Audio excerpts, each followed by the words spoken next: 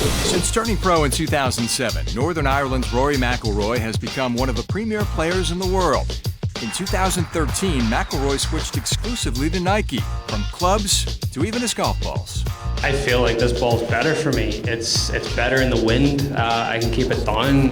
It reacts really well around the greens. It feels great.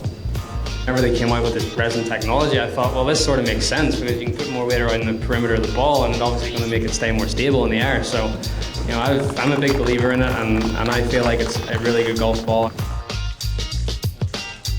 He's currently using a Covert Tour driver, which is the one with the black face, slightly smaller in shape. He does have a prototype Covert fairway wood. When we do work with a new athlete, we generally try and stay with their same shafts unless there's some kind of glaring reason not to, because it is a field that they're comfortable with and they're used to. For irons, McIlroy uses the Nike VR Pro Blades.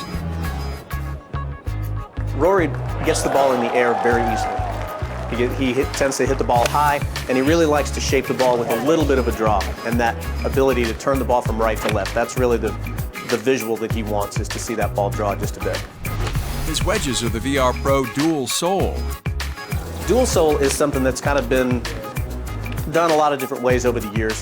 What it does is give the sole a little bit more versatility. It sort of has a C-shaped area on the sole towards the front, towards the leading edge, where there's much more bounce than most players would normally consider using on a wedge. And it falls off drastically on the back, trailing bounce. So by having the sole very, very narrow in that bouncy portion, you can still open it up without the leading edge getting way off the ground if you're on someplace tight. Rory's flat stick is the Nike Method Midnight 006. It doesn't have the midnight finish on it because it was something that we made in-house, and that's just the finish that he preferred looking at. He didn't like to see the black finish. So it's slightly rounder than the 001, very similar to most, heel-toe weighted cavity blade type putters.